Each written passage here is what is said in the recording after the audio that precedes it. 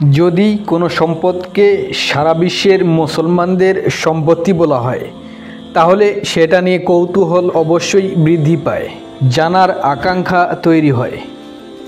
এরকম একটি সম্পদ হলো ঐতিহাসিক হেজাজ রেলপথ। যে রেলপথের সাথে জড়িয়ে আছে মুসলমানদের আবেগ, মোহব্বত এবং ত্যাগ।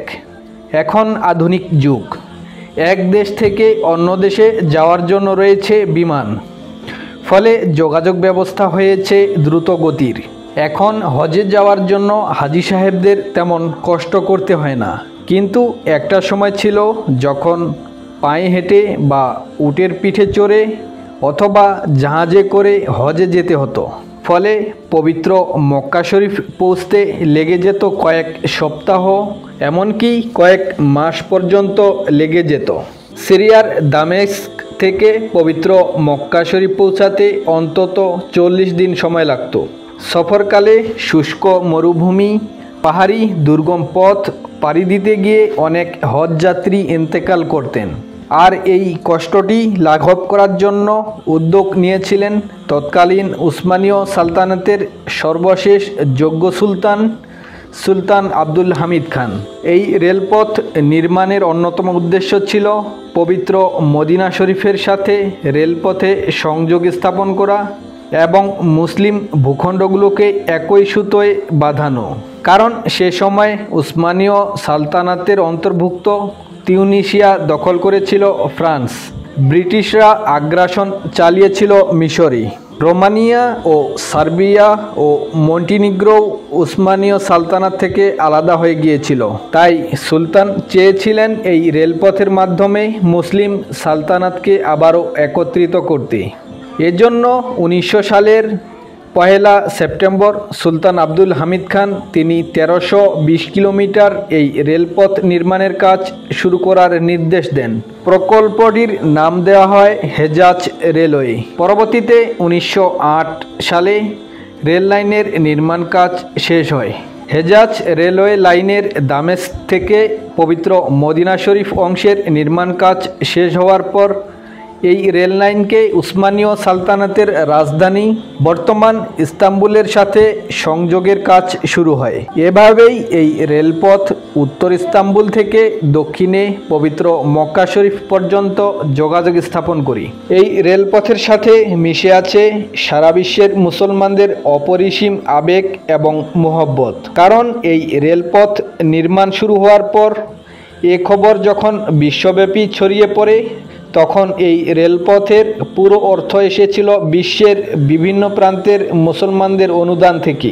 উসমানীয় সালতানাতের মুসলমানদের প্রদত্ত অর্থ ছাড়াও সারা বিশ্ব থেকেই মুসলমানরা অর্থ প্রদান করেছিল।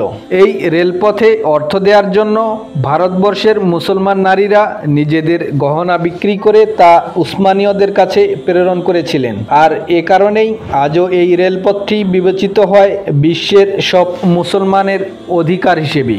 এমনকি রেল লাইন নেয়ার জন্য যেসব মুসলমানদের জমি অধিগ্রহণ করতে হয়েছিল, তাদের জন্য উসমানীয় সালতানাতের পক্ষ থেকে ক্ষতিপূরণের ব্যবস্থা থাকার পরেও মুসলমানরা এক পয়সাও নিতে রাজি হননি। যেসব উসমানীয় সৈন্য আরব ও তুর্কি উভয়ে মিলিয়ে এই প্রকল্পে কাজ করেছেন, তাদের কেউই এই কাজের জন্য কোনো ভাতা নেননি। এই প্রকল্প যেহেতু মুসলিম উম্মাহর কল্যাণের জন্য করা হচ্ছিল, এজন্য এই প্রকল্পে অংশগ্রহণকারী প্রতিটি ব্যক্তিই অত্যন্ত উৎসাহ ও মোহব্বতের সাথে কাজ করেছিলেন। ফলে প্রতি বছর তারা 288 কিলোমিটার রেল ট্র্যাক বসাতে পেরেছেন। অথচ সে সময় ইউরোপীয় রেলওয়ে বিশেষজ্ঞরা ঘোষণা দিয়েছিল যে যত কিছুই করা হোক না কেন, বছরে 100 কিলোমিটার এর বেশি ট্রাক বসানো কোনোভাবেই সম্ভব নয়।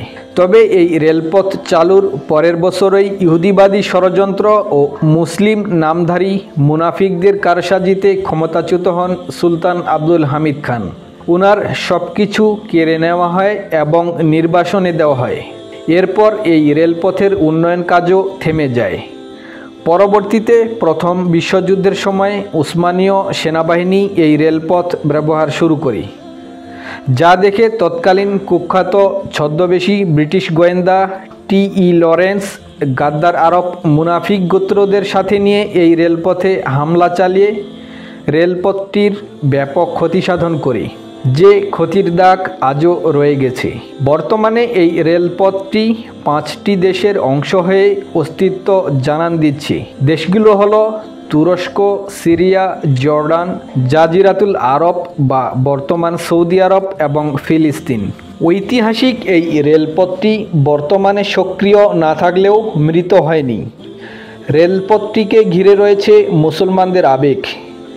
এখনও মুসলমানরা প্রত্যাশা করেন যে এই রেলপথটি চালু হবে এবং মুসলিম ভ্রাতৃত্বের পূর্ণ অনুভূতি আবারও ফিরে আসবে ইনশাআল্লাহ।